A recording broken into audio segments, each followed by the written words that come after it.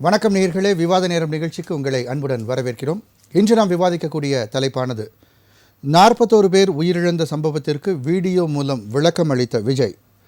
5 மாவட்டங்களில் பிரச்சாரம் செய்தேன், கரூரில் மட்டும் ஏன் இப்படி நடந்தது? விஜய்.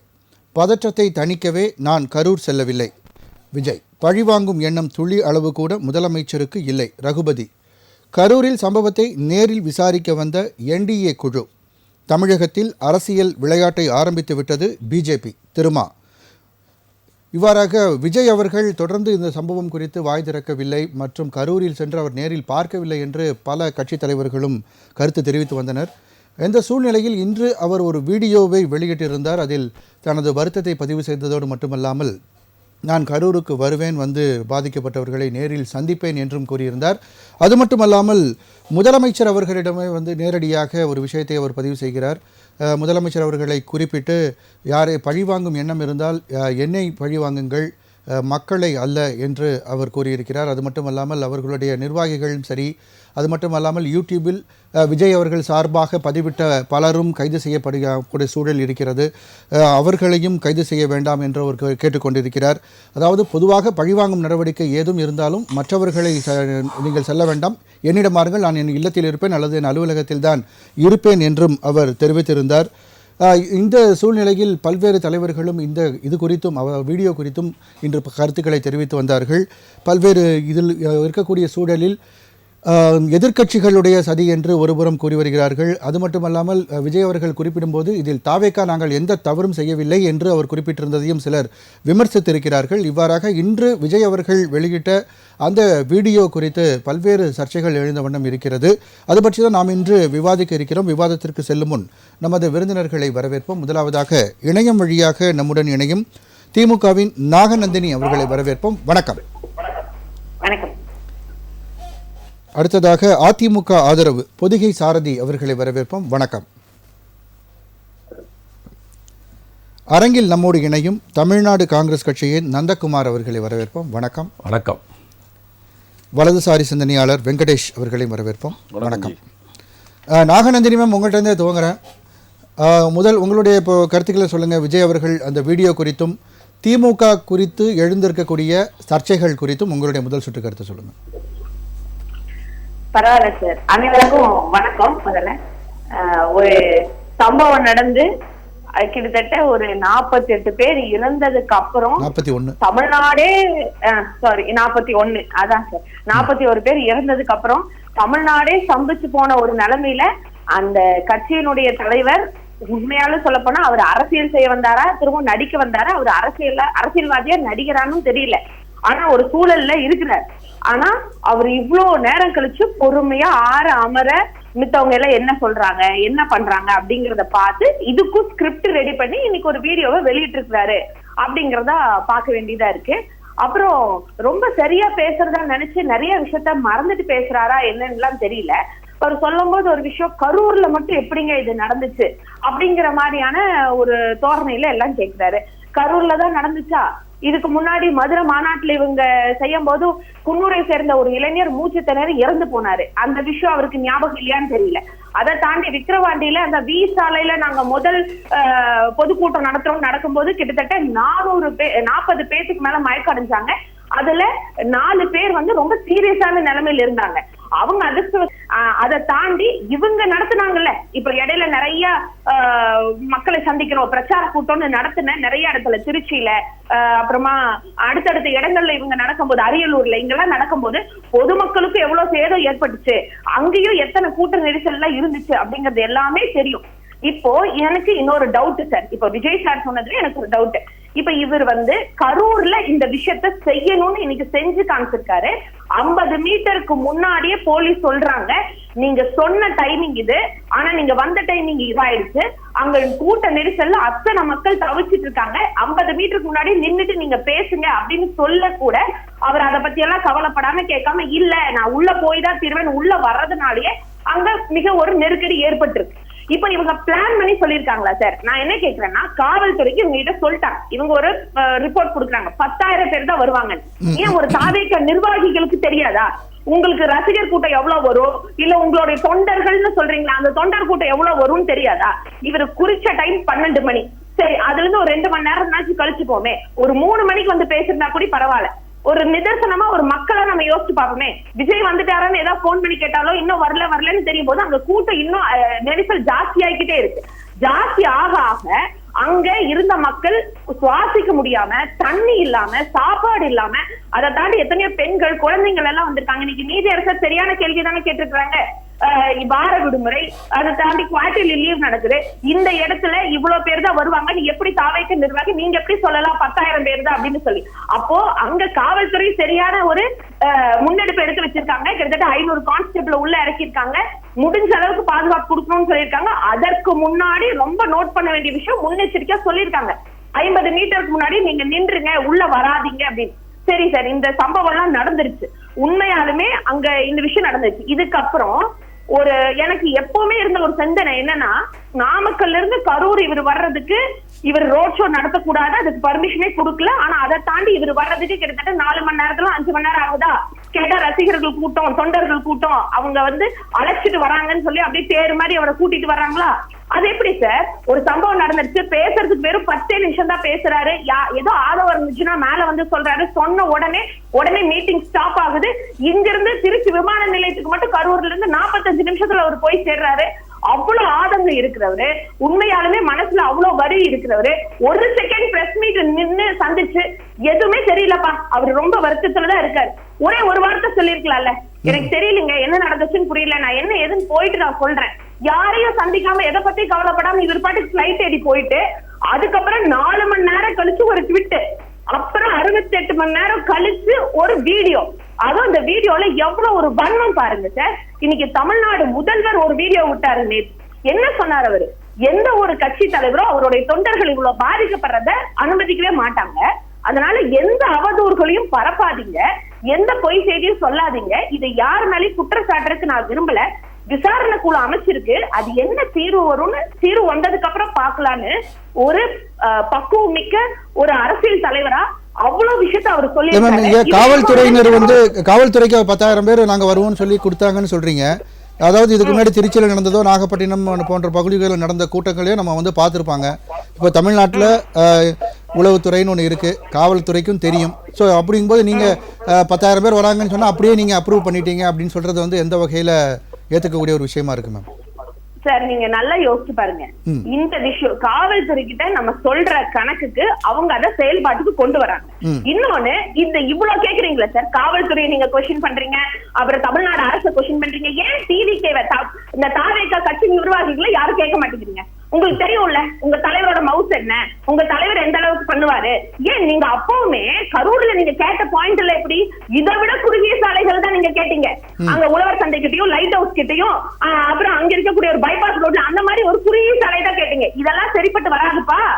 இதுக்கப்புறம் பாருங்க, போன வாரம் எடப்பாடியார் கூடி வந்து பிரச்சாரம் பண்ணிருக்காரு, அந்த ரோடு கொஞ்சம் விசாலமா இருக்கும், அதை எடுத்துக்கோங்கன்னு சொல்லி கொடுக்கும் போது இதே தாவேகா நிர்வாகிகள் தான் அவங்களுடைய இன்ஜினியரிங் விங்க வச்சு இங்க வந்து 60,000 பேர் அளவுக்கு இருக்கக்கூடிய அளவுக்கு கெப்பாசிட்டி இருக்கு. ஆனா எங்களுக்கு சரி மேம், இப்போ ஆணையம் அமைக்கிறது, ஒரு நபர் ஆணையம் அமைக்கிறது அப்படின்றது பொதுவாகவே நமக்கு தெரியும். இப்போ ஆறுமுகசாமி ஆணையமாக இருக்கட்டும் அல்லது அருணா ஜெகதீசன் ஒரு ஆணையமாக இருக்கட்டும், இதுவரைக்கும் அமைச்சர் தூத்துக்குடி துப்பாக்கிச்சூடு சம்பவத்துக்கும் ஜெயலலிதா மரணத்துக்கும் இன்னைக்கு வரைக்கும் எந்த விடையும் பெருசாக தெரியல. அதே மாதிரி இது ஒரு ஐவாஷியா சிபிஐக்கு உத்தரவிட வேண்டியதான, உண்மை தெரிஞ்சிடும்ன்ற பயத்தில் தான் திமுக சிபிஐ ஏற்பட தயங்குகிறதுன்ற எதிர்கட்சிகள் குற்றம் சுமத்துறாங்க. சார் இதுல தயங்கருக்கு என்ன இருக்குன்னு தெரியல, சரிங்களா? இப்போ அருணாதேவி மேடம் இப்ப வந்தது தூத்துக்குடி துப்பாக்கி சம்பவம், அதான் நீங்க சொல்றீங்க. அது இன்னைக்கு என்னாச்சு, யாரு அதுல தவறு செஞ்சாங்க, அதுல காவலாளர்கள் இத்தனை பேர் இருந்தாங்க, அவங்களுக்கு கீழே 18 பேர் இருந்தாங்க, பாதிக்கப்பட்டவங்களுக்கு இத்தனை அமௌண்ட் கொடுக்கணுங்கிறத ரொம்ப தெளிவா அவங்க கொடுத்த ரிப்போர்ட்டிங் பேர்ல தான் நீதிமன்றமே, உயர் நீதிமன்றமே அதை ஓகே பண்ணி அது அப்ரூவல் ஆகி வந்தது தானே. உண்மையாலுமே சமூக நீதிக்கு பயன் தரக்கூடிய நீதி கொடுத்த ஒரு நீதி அரசராக தான் இன்னைக்கு அந்த மேடம் இருக்காங்க. இன்னைக்கு அவங்க கிட்ட தானே கொடுத்திருக்காங்க. இதை தாண்டி சிபிஐக்கு அனுப்ப வேணாங்கிறது இவங்க அட்லீஸ்ட் ஃபர்ஸ்ட் கேஸ் ரிப்போர்ட் நாச்சு கொடுக்கணும்ல சார். அதுக்கப்புறம் உங்களுக்கு சந்தேகம் பேர் இருந்தா அடுத்தது நீங்க பண்ணுங்க. ஆக்ஷனுமே எடுக்கலன்னு சொல்றதை நீங்க எப்படி நம்ம ஏத்துக்க முடியும்? மேடமும் இதுக்கு முன்னாடி பண்ண தீர்வுகள் எல்லாத்துலயுமே வந்து ரிப்போர்ட்டிங் கரெக்டா தானே இருந்திருக்கு. அது உச்ச நீதிமன்றமே அப்ரூவல் பண்ணிருக்கல துப்பாக்கி சூட்டுல நடந்த விஷயத்தை. எப்படி இல்லன்னு நம்ம சொல்ல முடியும்? அவங்களுக்கான வாய்ப்பு, சம்பவம் நடந்து 3 நாள் தானே சார் ஆச்சு. அடுத்த நாளே அவங்க வந்து களத்தில் நின்று அந்த எல்லாத்தோட ரிப்போர்ட்டிங் எடுத்துட்டு தான் இருக்காங்க. எடுக்காம இருந்தா கூட சொல்லலாம். சரி, ஓகே. நாங்க பொதிகை சாரதி உங்களுடைய கருத்து, முதல் சுற்று கருத்து பதிவு பண்ணுங்க. ஓகே நாகநேத்தியமா, அடுத்த சுற்றுல விரிவா பேசுவோம். பொதிகை சாரதி உங்களுடைய முதல் சுற்று கருத்து.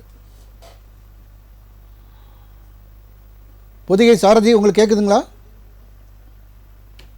சொல்லுங்க. உங்களுடைய கருத்தை பதிவு பண்ணுங்க. முதல்ல வணக்கம் அனைவருக்குமே. வணக்கம். இந்த மாதிரி ஒரு சம்பவம் வந்து மிகவும் ஒரு துரதிருஷ்டமானது, மிகவும் வருந்தக்கூடிய விஷயம் தான் இது. ஒரு சம்பவம் நடந்து போச்சு என்னும் போது அத இது போல ஒரு சோகமா முடியணும்னு எதிர்பார்க்கல. இருந்தாலும் அது இறந்தவங்களோட ஆன்மா இலைப்பாற்ற, இறைவனின் பாதத்தில் இலைப்பாற்ற அவங்களுக்கு எல்லாருக்குமே சேர்ந்து நம்மளும் வேண்டிக்குவோம். அடுத்து இப்ப நம்ம சப்ஜெக்டுக்கு வந்துடலாம். அதாவதுங்க, இது போல சம்பவங்கள் நிறைய 2-3 நடந்திருக்குங்க தமிழகத்திலேயே. பாதுகாப்புகள் குளறுபடி இருந்தாலும், அதாவது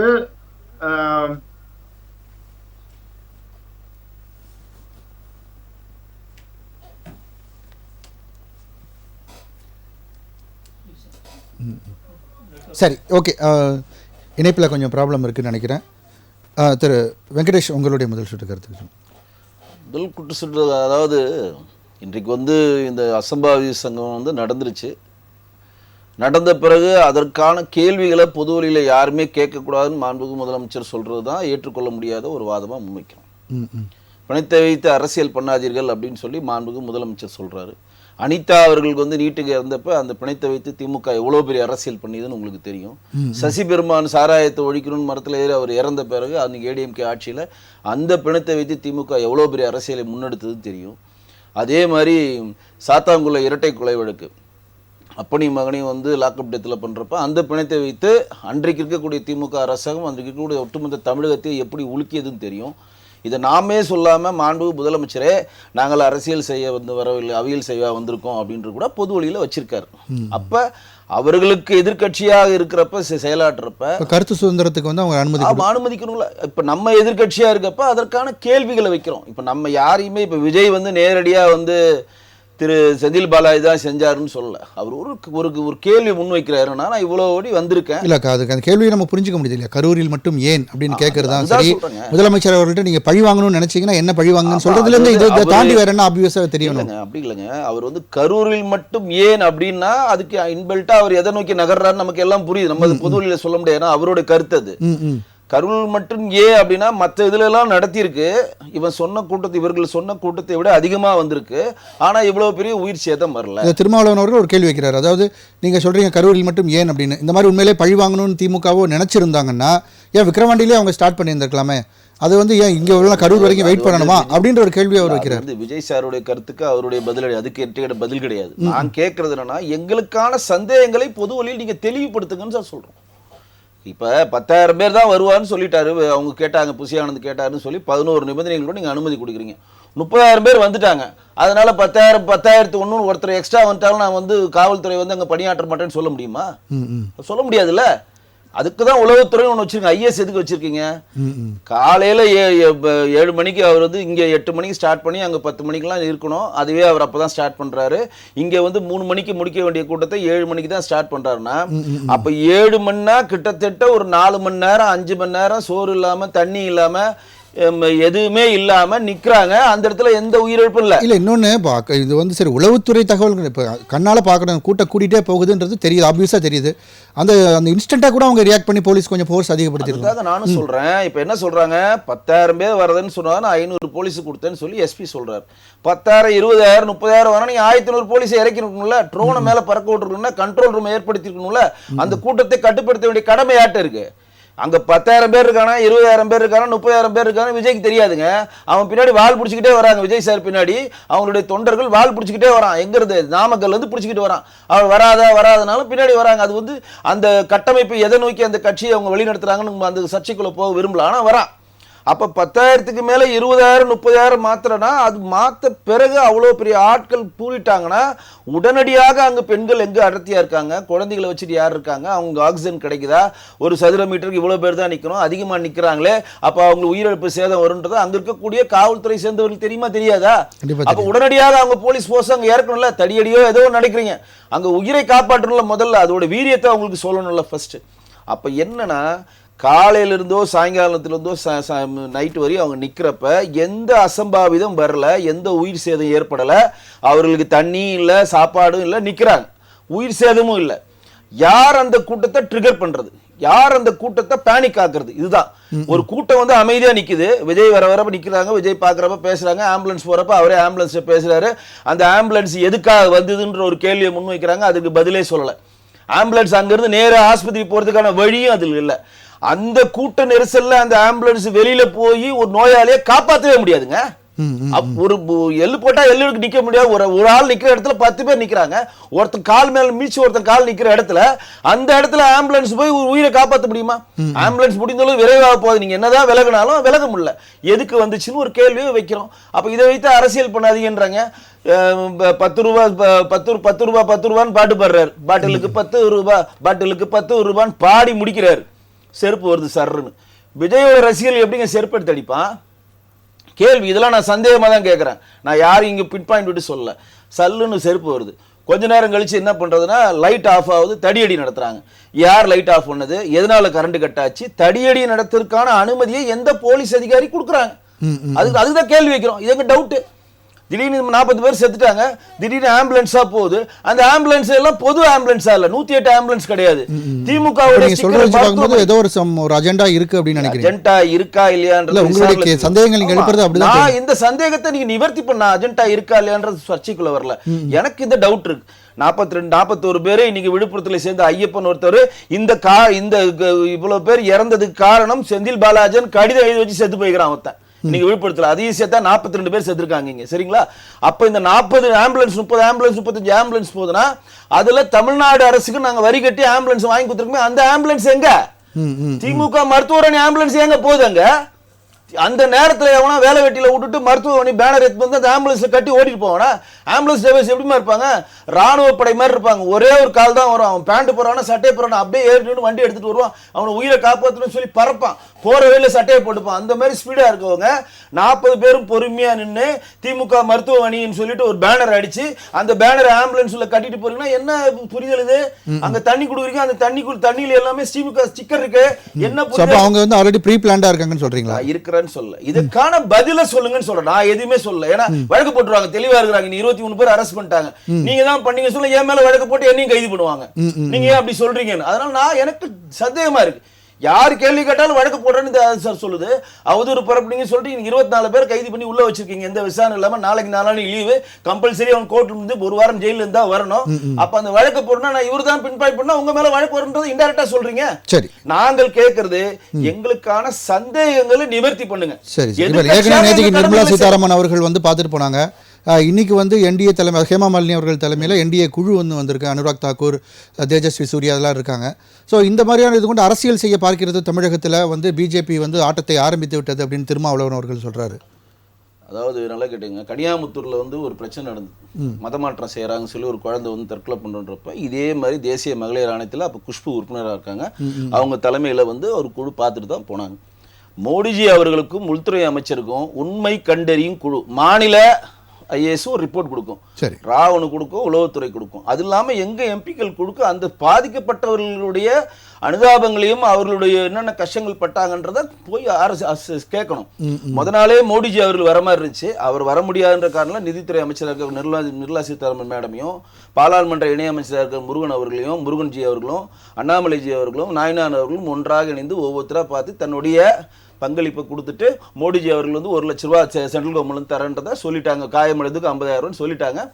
உண்மை கண்டறியும் குழு இங்க மாநில அரசு ஒரு ரிப்போர்ட் தராம இருக்காது. அமித்ஷா அவர்கள் உள்துறை அமைச்சர் மாநில அரசு ரிப்போர்ட் கேட்பாங்க. இருந்தாலும் உண்மை கண்டறியும் குழுன்னா கிரவுண்ட்ல இறங்கி வேலை செய்வாங்க. நீங்க எப்படி நீங்க எப்படின்னா இன்னும் மேடம் ஒரு தெளிவான விஷயம், அருணா ஜெகதீஷன் மேடம் சொன்னதுக்கான விளக்கத்தை மேடம் சொல்லணும். அருணா ஜெகதீஷன் வந்து ரிப்போர்ட் கொடுத்துட்டாங்க, தூத்துக்குடி துப்பாக்கி சூட்டுல 13 பேர் இறந்தவங்களுக்கான இழப்பீடு தரணும். சரி. அந்த துப்பாக்கி சூட்டில் ஈடுபட்ட எல்லா போலீஸ் அதிகாரிகள் பதவி நீக்கம் செய்யணும். அந்த துப்பாக்கியில் ஈடுபட்ட எல்லா போலீஸ் அதிகாரிக்கும் எந்த பெனிஃபிட்ஸும் கொடுக்க கூடாது, அவங்க வேலையை விட்டு அனுப்பணும்னு அந்த ரிப்போர்ட் கொடுத்தாங்களே, அதை அவங்க மறைச்சிட்டு பேசுறாங்களே. இன்றைக்கு அந்த துப்பாக்கி சூழல் ஈடுபட்ட 2 போலீஸ் அதிகாரிகள் பதவி உயர்வு கொடுத்திருக்கிறது திமுக அரசாங்கம். அப்ப அவங்க கொடுத்த ரிப்போர்ட்டை நீங்க ஃபுல்லா ஃபாலோ பண்றீங்கன்னு என்ன ஒரு இது இருக்கு? இப்ப இவங்க ரிப்போர்ட் கொடுக்குறாங்க, அதை அப்படியே ஃபாலோ பண்ண முடியும்னு ஆந்தடிக்கா உங்களால சொல்ல முடியுமா? இன்னைக்கு கோர்ட் சொல்லிச்சு இதே கோர்ட்ல சொன்னது தானே நீங்க சொல்றீங்க. இல்ல கண்டிப்பா சார், தொடர்ந்து பேசுவோம். திரு நந்தகுமார் சார், அதாவது இன்னைக்கு இப்போ கனியாமுத்தூர் பற்றி சொல்லியிருந்தாங்க, அந்த ஸ்ரீமதின்னு நினைக்கிற அந்த பொண்ணு பேர், அந்த இடத்துலையுமே உளவுத்துறை ஃபெயிலியர் அப்படின்ற திட்டவட்டமாக சொன்னாங்க. அதற்கு பிறகு அந்த சாராயம் மரணமாக இருக்கட்டும், அந்த இடத்துலையும் உளவுத்துறையில் வந்து ஒர்க் ஆகலைன்னாங்க. இன்றைக்குமே 10,000 பேர் தான் வருவாங்கன்னு சொன்னால் இத்தனை கூட்டத்துக்கு தெரியாமல் உளவுத்துறை நாங்கள் அப்ரூவ் பண்ணிட்டோம், இல்லைன்னா வந்த பிறகு அவங்க ரியாக்ட் பண்ணி போலீஸ் ஃபோர்ஸ் அதிகப்படுத்திருக்கலாம். ஒட்டுமொத்தமாக சிஸ்டம் ஃபெயிலியர் அப்படின்ற மாதிரியான ஒரு கருத்து தொடர்ந்து இருக்குது. அனைவருக்கும் வணக்கம். கரூரில் நடந்த கோர சம்பவத்தில் உயிரிழந்த குடும்பத்தாருக்கு ஆழ்ந்த அஞ்சலி தெரிவித்துக் கொள்கிறோம். அதாவது இன்றைக்கு வந்து என்டிஏலேருந்தும் எம்பிக்கள் வந்து அங்கே பார்த்துருக்காங்க. இந்திய தேசிய காங்கிரஸ் கட்சியிலேருந்தும் பொதுச் செயலாளர் கேசி வேணுகோபால் தலைமை, ஜோதிமணி எம்பி, விஜய் வசந்த், எங்கள் கட்சி தலைவர் செல்வ பெருந்தகை எல்லாரும் அங்கே போய் பார்த்து பேசுகிறாங்க. எல்லோரும் அனைத்து பார்த்து பேசியதுக்கப்புறம் வெளியில் வரும்போது செய்தியாளர்கிட்ட பேசும்போது எங்களோட பொதுச் செயலாளர் தெளிவாக ஒரு வார்த்தையை சொல்லிட்டார். இதை வைத்து அரசியல் செய்யாதீர்கள் அப்படின்னு ஒரு வார்த்தையை சொல்லியிருக்கார். அதனால் நான் வந்து இதில் வந்து அரசியல் செய்ய நான் வரும்ல, ஆனால் இருந்தாலும் சில விஷயங்களை பொதுவாக நான் சொல்கிறேன், புரியுதுங்களா? அதாவது பார்த்தீங்கன்னா இது வந்து இன்றைக்கி நேற்று நடந்ததில்லை அப்படின்னு சொல்லி எல்லோரும் சொல்கிறாங்க. ஏற்கனவே இதில் நடந்தது அதில் நடந்தது சொல்கிறாங்க. அதுக்கு முன்னாடி பார்த்தீங்கன்னா தமிழ்நாட்டில் ஒரு பேரழிவு அப்படின்னு பார்த்தீங்கன்னா 1964 தனுஷ்கோடியில் ஒரு பெரிய கடல் சீற்றம். அதனால் வந்து அந்த நகரமே உள்ளே போச்சு, ஒரு 2000 பேருக்கு இறந்தாங்க. அதுக்கப்புறம் 2004 சுனாமி, அது வந்து இப்போ உங்களுக்கு எல்லாருமே தெரியும், கிட்டத்தட்ட 2,30,000 பேர் இறந்துருக்காங்க. அதுக்கப்புறம் பார்த்தீங்கன்னா 2015 ஒரு பெரிய டிசாஸ்டர், பெரு வெள்ளம்.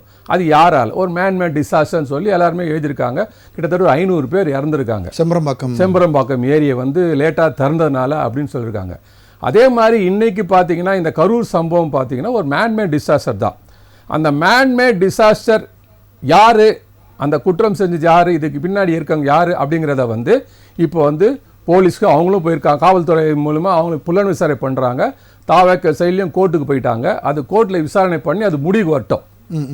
அது வரட்டும். இல்லை மேன்மேட் டிசாஸ்டர்னா நீங்கள் வந்து அதை எப்படி நீங்கள் வந்து வரையறுக்கிறீங்கன்னு புரியல சார். அதுக்கு நான் வரேன். இப்போ வந்து இது வந்து ஒரு மனிதனால் நடக்கப்பட்டது அப்படின்னு நான் சொல்ல வரேன். அது எப்படி சொல்கிறேன் அப்படின்னா, அதுக்கு முன்னாடி 2005 கேப்டன் விஜயகாந்த் இதே மதுரையில் திருமங்கலத்தில் முதல் மாநாடு கூட்டினார். அந்த முதல் மாநாடில் அவங்க போட்ட சேர் மொத்தம் 2 லட்சம் சேர். ஆனால் வந்த கூட்டம் அவங்க தரப்புலேருந்து சொல்கிறது பார்த்தீங்கன்னா 25 லட்சம் பேர் சொல்கிறாங்க. அது தெரியவான அவங்க சொல்கிறது. ஆனால் அதிகமான கூட்டம் வந்து நமக்கு நல்லா தெரியும். ஒரு நடிகனாக இருந்த விஜயகாந்த் அவர்கள் தலைவனாக மாறி அங்கே பேசுகிறார். நான் யார், நான் எதுக்கு வந்தேன், எப்படி வந்தேன், இதெல்லாத்தையும் சொல்கிறார். சொல்லி முடிச்சுட்டு கடைசியாக அவர் சொல்கிறார், பாருங்கள் கூட்டம் முடிஞ்சிடுச்சு, எல்லாரும் வந்து போகிற வழியில் அங்கங்கே எல்லாருக்கும் சாப்பாடு இருக்குது. நல்லா கேளுங்க, போகிற வழியில் எல்லாருக்கும் சாப்பாடு இருக்குது. எந்தெந்த பிரிவு வழியாக நீங்கள் போகிறீங்களோ அங்கே போய் அங்கே சாப்பாடை வாங்கிங்க, சாப்பிட்டுட்டு பத்திரமா போகணும். எப்படி சொல்கிறாரு? பத்திரமா போகணும். ஏன்னா என் ரசிகன், என் தொண்டன் வந்து இராணுவத்திற்கு சமமானவர்கள். எப்படி சொல்றார் பாருங்க, இராணுவத்திற்கு சமமானவர்கள். அப்ப ஆட்டை போட்டிருந்தா குள்ளிருந்தா கத்திருந்தாலும் கூட அமைதியாகி தனக்குள்ள ஒரு ஒழுக்கத்தை வர வச்சுட்டு, ஏன்னா அங்கே கூட இருந்து பார்த்த சாரை அவங்க பொதுச் செயலாளர் நானும் ஒன்றா பழகினவங்க. அவர் சொல்றார், அந்த வார்த்தை சொன்னதுக்கு அப்புறம் பார்த்தீங்கன்னா கூட்டம் தனக்குள்ள ஒரு கட்டுப்பாடை கொண்டு வந்துட்டாங்க. சார் நீ முன்னாடி போ, நீ இந்த பக்கம் போற, நீங்க போங்க. ஒவ்வொரு ஜங்ஷன்ல நின்னாங்க சார். அதே மாதிரி சொன்னார், நான் தூங்க மாட்டேன், ராத்திரி நீங்க அவ்வளவு பேரை போய் சேர்ந்த வரைக்கும் நான் தூங்க மாட்டேன், ஜாக்கிரதைன்னு சொல்லி அனுப்புறார். ஏன் அதே மாதிரி எந்த ஒரு பிரச்சனை அவ்வளவு பேரும் போய் சேர்ந்துட்டாங்க. எதனால அந்த அளவுக்கு வந்து எமர்ஜ் ஆகல அந்த கட்சி இல்ல, அப்படி இல்ல. ஏன்னா அந்த ஒரு தலைவனா அங்க ஒரு நிக்கிறார். இல்லை சார், இப்போ கேள்வி பொதுமக்கள் மத்தியில் என்ன இருக்குன்னா, இப்போ இதே மாதிரி கூட்டங்கள் தான் வந்து இதுக்கு முன்னாடி விஜய் அவர்கள் கூட்டத்திலையும் இருந்தது. இப்போ கரூரில் வரும்போது 41 பேர் இறக்கிறதுக்கு என்ன காரணம்? அதில் இன்னும் ஒரு சில விஷயங்கள் சொல்றேன். அருகில் இருக்கக்கூடிய ஆஸ்பத்திரியில் கூட்டிட்டு போகல, தொலைவில் இருக்கக்கூடிய அரசு ஆஸ்பத்திரிக்கு சொல்லிட்டேன் அப்படின்ற மாதிரியான குற்றச்சாட்டுகள். அதுதான் நான் வரேன். இப்போ ஏன் அப்படின்னா அந்த தலைவன் கிட்ட ஒரு உண்மை இருந்தது, தன் தொண்டன் மேல ஒரு பாசம் இருந்தது, ஒரு நேர்மை இருந்தது, அதுக்கெல்லாம் மேல ஒரு ஒழுக்க கட்டுப்பாடு இருந்தது. அதனால அவரோட கட்டளைய அவன் யாரும் மீறல, கரெக்டா போய் சேர்ந்தாங்க. இங்க இந்த நடிகர் வராரு, இவர் லேட்டா வராரு, தப்பா வராரு, அதெல்லாம் விட்டுருங்க. வரார், இவர் வரும்போதே என்ன பேச போறார்? அதாவது இவர் வர்றது எப்படின்னா ஒரு ஷூட்டிங் ஸ்பாட்டுக்கு நடிக்கிறது வர மாதிரி வரார். வந்து அங்க மேலே ஏறி நடிக்கிறார். ஏன்னா நாட்டு மக்களுக்கு தேவையான எந்த ஒரு விஷயத்தையும் சொல்றது இல்லை. எப்படி வந்து இப்போ வந்து ஒரு படம் ரிலீஸ் ஆகுது, வைங்க, அஜித் படம் ரிலீஸ் ஆகுது, நான் விஜய் ரசிகர்லாம் வந்து கிண்டல் பண்ணுவாங்க. இப்போ விஜய் படம் ரிலீஸ் ஆனால் கிண்டல் பண்ணுவாங்க. அந்த மாதிரி ஒரு ரசிகர் மனப்பான்மையில வந்து இங்க இருக்கிற பிரதமரையும் சிஎம்மையும் மற்றவங்களையும் கிண்டல் அடிச்சு தான் பேசுறாரு. அது வந்து அவங்க ரசிகர்களுக்கு கொண்டாட்டமா இருக்கு. அப்போ அந்த ரசிகர் எப்படி இருப்பான் சார்? நீங்க கட்டுப்பாடா ஒரு தலைவனா இருந்து பேசினா தான் சார் உங்களை நம்பி வந்தவன் கட்டுப்பாடா இருப்பான். நீங்க வந்து மேலே ஏறி ஷூட்டிங்ல நடிக்கிற மாதிரி நடிச்சீங்கன்னா அவன் ரசிகனா தான் இருப்பான். இப்போ நீங்க ஏன் இதுக்கு வரீங்க? இப்போ லேட்டா வந்தீங்கன்னு நல்லா சொன்னீங்க. இப்போ ஹாஸ்பிட்டல்லாம் சொல்றாங்க சார், ஒரு நிர்வாகம் பண்றாங்க. இப்போ இவர் சொன்ன மாதிரி நான் சொல்றேன், 10,000 பேர் தான் வருவாங்க, நீங்க எழுதி கொடுத்துட்டீங்க. 10,000 பேர் வந்துட்டாங்கன்னு போலீஸ் சொன்னாங்களே, அதோட நீங்க வந்து தலைவரே நீங்க அங்க இருந்தே பேசுங்க, இல்லைன்னா நாங்கள் கூட்டத்தை அங்கங்க ஸ்கேட்டர் பண்றோம், 2 இடத்துல பேசுங்க, 3 இடத்துல பேசுங்க. நீங்க பேச போறது 5 நிமிஷம் தான் சார். நீங்க பேசுறது வந்து 3 நிமிஷம் தான் பேசுறேன். 3 நிமிஷம் தான் பேசுறா சார். அதை நீங்க 3 இடத்துல இருந்து பேசுங்க. நீங்க அதை ஸ்பிட் பண்ணிருந்தீங்கன்னா இந்த மாதிரி பிரச்சனை வராது. நீங்க கூட்டம் கூட ஓடி வருதுன்னு சொல்றீங்கல்ல, ஏன் சார் ஷட்டர்லாம் மூடிட்டீங்க? கூட்டம் 7,000 பேர் கூட ஓடி வரான் சார், ஏன் ஷட்டர் மூடுனீங்க? அந்த இடத்துல ஒரு இடத்துல ஒரு ஒரு பரவலான இடத்துல நிறுத்திட்டு மேலே கூட்டத்தை அதிகமா காட்டணும் அப்படின்ற இன்டென்ஷன். அதான் நீங்க வந்து சார், அதாவது தினமணிலையும் எக்ஸ்பிரஸ்ல நீங்க பார்த்தா ரொம்ப தெளிவா போட்டிருப்பாங்க. இது வந்து ஒரு ஷூட்டிங் எப்படி நடத்தி எப்படி ஒரு ஹைப்பை கிரியேட் பண்ணுமோ அந்த மாதிரி ஒரு ஹைப்பை கிரியேட் பண்ணோம். ஏன்னா சார் இது வந்து அன்எக்ஸ்பெக்டடா இந்த மாதிரி டிசாஸ்டர் ஆயிடுச்சு. இது ஏன்னா இப்போ அவருக்கு வந்து அவர் எதிர்பார்த்த மாதிரி ஆட்சியில பங்கு சொன்னாலும் யாரும் வரல. சரி, கூட்டணி கட்சியில் வரும்னாரு, அவங்களும் யாரும் வரல. இப்ப எனக்கு இருக்கிற ஒரே ஒரு செல்வாக்கு இந்த ரசிகர்கள். இவங்களை இந்த கூட்டத்தை காண்பிச்சு ஏதாவது ஒரு கட்சி வராதா அப்படின்றதுக்கோசம் நீங்க பண்ண ஒரு முட்டாள்தனமான செயல். சரி, 41 பேர் இன்னைக்கு 42 பேர் பலியா இருக்காங்க. இதுக்கு யார் பொறுப்பு? இருங்க, இதுக்கு யார் பொறுப்பு இருப்பாங்க? இன்னைக்கு டிவியில பேசுறாரு, எப்படி பேசுறாரு? வருத்தம் தெரிவிக்கிறார், மன்னிப்பு கேட்கணும் சார். யாரால சார் பொறுப்பே? நாங்க என்ன தவறே செய்யலன்னு சொல்றாரு. தவறு எப்படி நீங்க செய்யல? அவர் சொன்னாரு. அவர் நீங்க எப்படி தவறு செய்யல நீங்க எப்படி சொல்வீங்க சார்? சார் எங்களுக்கு பெர்மிஷன் கொடுத்தாங்க, நாங்க போய் பேசணும். இத தவறு இல்ல சார். உங்களுக்கு தெரிஞ்சு நடந்ததோ தெரியாம நடந்ததோ அசம்பாவிதம் எப்படி நடந்துச்சு சார்? நீங்க வந்தா கூட்டத்தில் நடந்தப்போ நீங்க என்ன பண்ணணும்? இது நான் வருத்தம் தெரிவிக்கிறேன், தாய்மார்கள் அவர்களோட மன்னிப்பு தெரிவிக்கிறேன்னு சொல்லணும். சரி சார், கண்டிப்பா. அதை விட்டுட்டு என் மேல பழிய போடுங்க, என்ன நீங்க கைது செய்யுங்கன்னா எப்படி ஆதரவு சொன்ன மாதிரி புரட்சி செய்யறதுக்கு தூண்டி விட்டு பாக்குறீங்களா? தொடர்ந்து பேசுவோமா? புதிய சாரதி தொடர்ந்து பேசுங்க சார். அதாவதுங்க ஒரு விஷயம் புரிஞ்சுக்கணும். இப்போ ஒரு சொல்றதுல நான் ஒரு விஷயம் எடுத்துக்கிறேன். இது வந்து இப்போ இயற்கை டிசாஸ்டர்ன்றது வேற, அதாவது இயற்கை சீற்றத்துல மரணங்கள் நடக்கிறதுன்றது அது வேற. சரி, அது வந்து தவிர்க்க முடியாது. இப்போ நீங்க கொஞ்சம் சில வருடங்களுக்கு முன்னாடி பாத்தீங்கன்னா அம்மாவோட ஆட்சி இருக்கும்போது இதே KK நகர், சென்னை KK நகர்ல ஒரு ஒரு வதந்தியால 22 பேர் இறந்து போனாங்க. ஆமா, ஞாபகம் இருக்கும்னு நினைக்கிறேன். அந்த சம்பவம் கேட்டை ஓபன் பண்ணிட்டு தவறான ஒரு திமுக நபர் வந்து ஒரு தவறான ஒரு விஷயத்த சொல்றதுனால அந்த கேட்டை தொடர்ந்து இறந்து போனாங்க. இது போல கூட்டங்கள் வந்து இது டோட்டலா வந்து நம்ம என்ன சொல்லணும்னா, அதாவது அரசாங்கத்தின் மேலதான் நம்ம குற்றச்சாட்டு வைக்க வேண்டியதா இருக்கு. அது இல்லாம இதுல இன்னொன்னு என்னன்னா, ஊடகத்தோட பங்கும் இதுல ஒரு முக்கியமா இருக்கு. ஏன் கேட்டீங்கன்னா, விஜய் வந்து வீட்டுல இருந்து அவர் அந்த பாயிண்ட் போற வரைக்கும் ஊடகங்கள் வந்து அதை போக்கஸ் பண்ணிட்டே இருந்தாங்க. இது வந்து மிகவும் கண்டனத்துக்குரிய விஷயம். ஏன் கேட்டீங்கன்னா, மத்த தலைவர்கள் போறது நீங்க காட்டுறது கிடையாது. சிஎம்ஏ போனாலும் அதை காட்டுறதுல, எதிர்கட்சி தலைவர்கள் போனாலும் காட்டுறதுல. ஆனா ஒரு கரிஸ்மாட்டிக் அவங்க லீடர் டிவிக்கு வந்து அவங்க இந்த மாதிரி தேவையான விஷயங்கள் அவங்க யார் இல்ல, அதிகமா இந்த மாதிரி பாக்குறாங்கன்றது ஒரு காட்டும்போது விஷயம் இருக்குல்ல. அவங்க அந்த தலைவர் எங்க, இப்போ விஜய் அவர்கள் எங்க வராருன்றத ஈஸியா வந்து அவன் புரிஞ்சுக்கிறான். சென்னையில இருந்து கிளம்பிட்டாரு, இன்னும் 40 நிமிஷம் 1 மணி நேரத்துல இங்க வந்துருவாருன்றத அவன் புரிஞ்சுக்கிறான். இதுல இன்னொரு விஷயம், அவருடைய அந்த அட்டவணை திடீர்னு மாற்றப்பட்டது. இப்ப கரூர்ல வந்து திமுக கூட்டம் நடத்திய பிறகு அங்க நம்மளுடைய மாச காமிக்கிறோம் அப்படின்னு சொல்லிட்டு அவருடைய ஷெட்யூலை மாத்திட்டு வந்துட்டாரு. அது கூட ஒரு முக்கிய காரணமா இருக்கலாம் அப்படின்னு சொல்றாங்க. இல்ல நீங்க அது சரி, ஆனா இருந்தாலும் ஊடகத்துக்கு ஒரு பொறுப்பு இருக்குல்ல. அத வந்து தவிர்க்கணும். ஊடகம் வந்து இது போல அடுத்த முறை இந்த மாதிரி பண்ணக்கூடாதுன்றது என்னோட ஒரு வேண்டுகோள். அதாவது ஊடகத்துக்கு என்ன சொல்றேன்னா, நீங்க அவ்வளவு பூஸ்ட் பண்ண வேண்டிய அவசியம் இல்ல. ஓகே. அதுக்கப்புறம் பாத்தீங்கன்னா அரசு என்ன பண்ணுச்சு, ஏற்கனவே 4 முறை வந்து நான் ஏற்கனவே 2 பாயிண்ட்ல நடந்திருக்கு. சேலத்துல இப்போ அதிகாரியே சொல்றாரு, அவங்க என்ன சொல்றாங்க, இந்த மாதிரி ஏற்கனவே சேலத்துல இந்த மாதிரி ஒரு சம்பவம் நடந்திருக்கு, 4 பேர் வந்து கீழே மயக்கடிச்சு விழுந்துட்டாங்க, அவங்க ஹாஸ்பிட்டல்ல இருக்காங்க என்றதை பதிவு பண்றாங்க. அப்போ நீங்க நாமக்கல் சொல்றீங்க? நாமக்கல். ஆமா சாரி, நாமக்கல். இப்போ நாமக்கல்ல. ஓகே. அப்போ இத பதிவு பண்றாங்க. அப்படி இருக்கும்போது ஏற்கனவே 2 மாநாட பார்த்திருக்கும், கூட்டம் எப்படி இருக்குன்னு அரசாங்கத்துக்கு தெரியும். அவங்க வந்து தொண்டர்கள் வந்து எக்ஸ்ட்ரீம் லெவல்ல இருக்காங்க, அவங்க வந்து கண்ட்ரோல் ஆக மாட்டாங்க தொண்டர்கள். அப்படி இருக்கும்போது பேசுங்க, தொடர்ந்து பேசுங்க.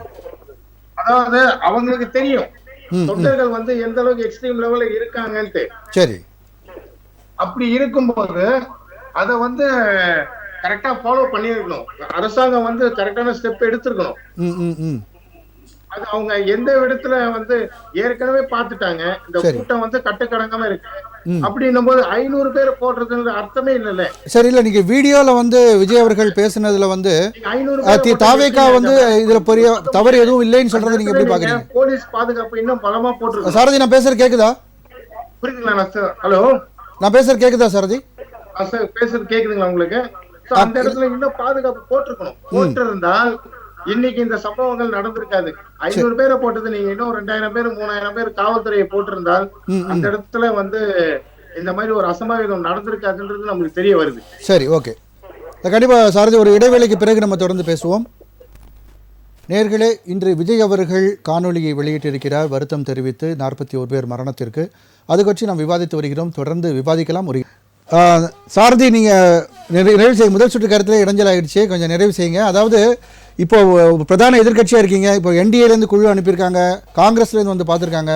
பிரதான எதிர்க்கட்சியாக இருக்கக்கூடிய எடப்பாடி பழனிசாமி அவரோட நிலைப்பாடு என்ன? இதுக்கு அடுத்ததை எப்படி அதை நகர்த்த போகிறாங்க? இல்லை, இப்போ பாத்தீங்கன்னா இந்திய கூட்டணியில இருந்து வந்திருக்காங்க, வந்து பார்த்திருக்காங்க. 8 பேர் வந்து குழு வந்திருக்கு பார்த்திருக்காங்க. அவங்க வந்து ஒரு உச்சநீதிமன்ற நீதிபதி வைத்து இதை சரியா விசாரிக்கணும்ன்ற மாதிரி சொல்லியிருக்காங்க. சரி, பாப்போம் அடுத்த காய்கள் எப்படி நகர்த்துறாங்கன்றதுதான் பார்ப்போம். ஏன் கேட்டீங்கன்னா, யார் தவறுகள் செய்திருந்தாலும் கண்டிப்பாக அது யாராக இருந்தாலும் அதற்கான தண்டனையை கொடுத்துதான் ஆகணும். அது எந்த ஒரு அரசா இருந்தாலும் சரி, இந்த ஒரு விஷயத்துல காம்ப்ரமைஸ் ஆகக்கூடாது. ஏன் கேட்டீங்கன்னா, குழந்தைங்க எல்லாம் இறந்து போனது ஆனா ரொம்ப மனவேதனையா இருந்தது. அதெல்லாம் பார்க்கும்போது ஒரு கண்டு தெரியாதவங்க ஒரு அம்மா பேசுறாங்க, என் பிள்ளைய நான் தொட்டுதான் பார்த்திருக்கேன், என் பிள்ளைகளை நான் எப்படி இருக்கானு எப்படி தொட்டு பாக்குறதுன்ற மாதிரி, அதெல்லாம் ரொம்ப மனவேதனையா தான் இருக்கு. இறந்தவங்களுக்கு வந்து கண்டிப்பா வந்து இந்த நிவாரணம்ன்றதுலாம் வந்து அந்த அளவுக்கு சாட்டிஸ்ஃபைட் தருமான்றது எனக்கு தெரியல. ஆனா இதுல நம்ம அரசியல் பண்ணக்கூடாதுன்னு நினைக்கிறேன். ஏன் கேட்டீங்கன்னா, இப்ப பாருங்க, இந்திய கூட்டணி அமைச்ச உடனே காங்கிரஸ் சைட்லயும் ஒரு டீம் ஒண்ணு அமைக்கிறாங்க. சொல்றாரு காங்கிரஸ் வந்து ஒரு அதான் அவங்க இந்தியா கூட்டணி